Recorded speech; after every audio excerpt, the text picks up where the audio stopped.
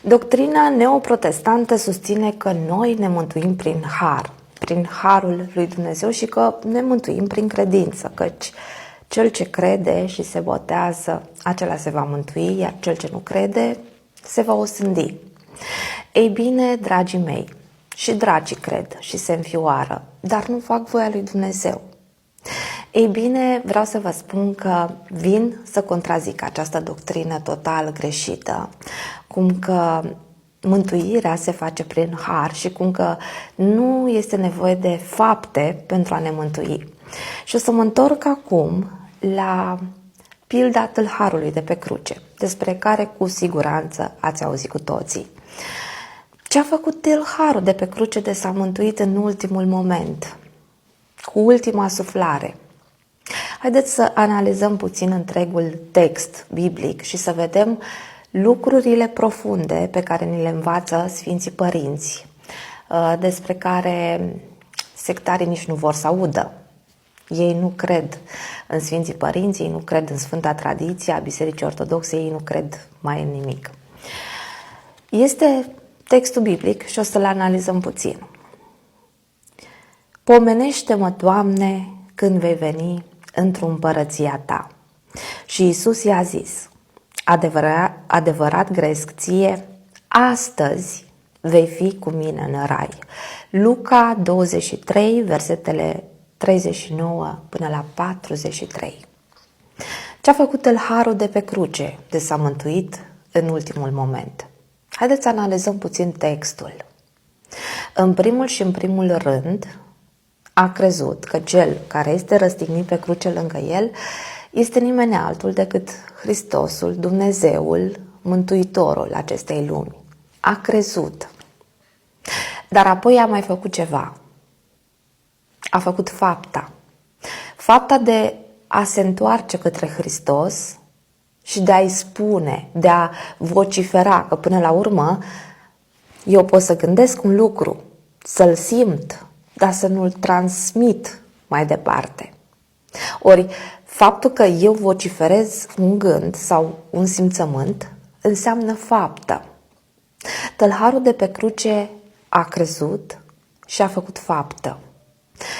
Cu alte cuvinte, s-a mântuit pentru că a și crezut în Hristos și a făcut fapta de a se întoarce către Hristos și de a îl ruga să-l pomenească într-o împărăția sa. Și a mai făcut un lucru despre care cultele protestante și neoprotestante nu iau în calcul.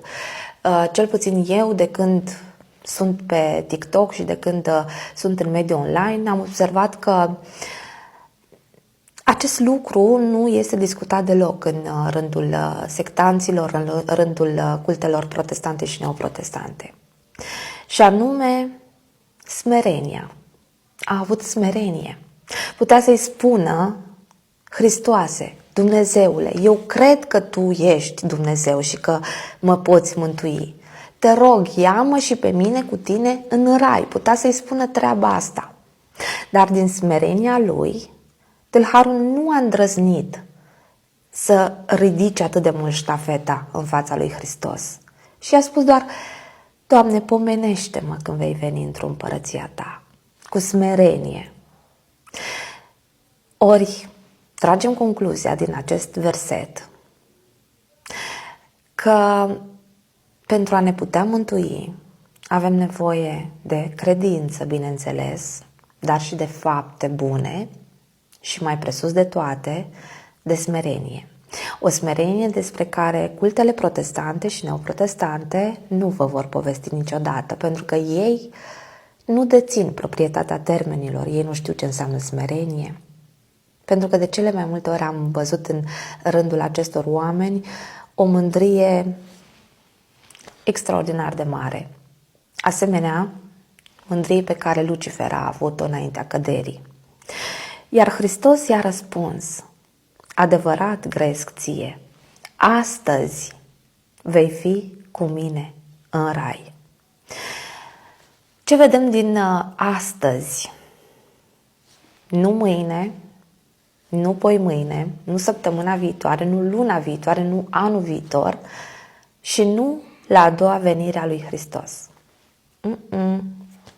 Sectanții vă mint mult și vă mint pentru că învățătura lor contravine învățăturii lui Hristos, învățăturii pe care Hristos ne-a lăsat-o pe pământ. De aceea v-am zis la începutul live-ului, la începutul clipului, că ei merg pe premisa cine crede și se botează se va mântui. Și dracii cred și se înfioară, dar nu fac voia lui Dumnezeu, adică nu păstrează învățătura de credință dreaptă, neschimbată, netrunchiată, nealterată. Iar sectanții aceștia spun că atunci când murim, noi stăm așa într-o formă de așteptare până la a doua venire a lui Hristos, că nu ne ducem nici în rai, nici în iad, ci că stăm cumva într-o antecameră. Nu știu cum vine asta, însă Hristos spune foarte clar în acest verset de la Luca 23. Astăzi vei fi cu mine în rai. Ceea ce ne face să credem că până la a doua venire a lui Hristos, sufletele noastre merg din start la judecata de apoi, unde se face prima judecată și unde se decide ori în iad, ori în rai. Așadar, puneți mâna pe Biblie, dragii mei. Puneți mâna și citiți Sfânta Scriptură, dar nu așa de unii singuri, pentru că e foarte riscant să o înțelegeți greșit sau să nu înțelegeți deloc. Citiți Sfânta Scriptură, în primul și în primul rând, cea sinodală, tipărită din Biserica Ortodoxă. Și apoi, alături de Sfânta Scriptură, întrebați-l pe preotul vostru duhovnic orice verset pe care nu-l înțelegeți. Pentru că nu toate versetele din Biblie se tâlcuiesc mot-a-mot, cuvânt cu cuvânt. Foarte multe versete sunt tâlcuite de Sfinții Părinți și căutați tâlcuirile tuturor versetelor biblice de la Sfântul Ioan Gură de Aur, Grigorie Palama și așa mai departe.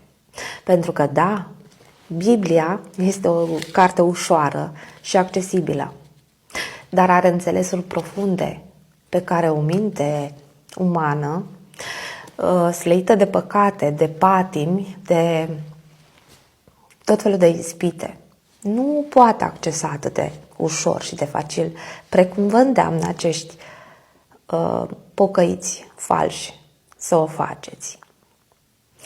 O să revin și o să discutăm pe rând multe alte versete biblice care sunt tâlcuite greșit sau care nu sunt tâlcuite până la capăt sau care nici măcar nu vi se spun în totalitate. Sunt trunchiate, fărâmițate, pentru că așa le place lor, neoprotestanților. Și apropo, o să închei acest video spunându-vă că neo vine de la nou și protestant vine de la verbul a protesta. Ori știm cu toții că primul și cel mai mare protestatar al Bibliei este Satana. Iar neo vine de la o doctrină nouă, protestantă, împotriva învățăturii dreptei credințe. Vă pup și Dumnezeu să ne ajute cu toții să fim în continuare în calea cea dreaptă spre mântuire. Doamne ajută!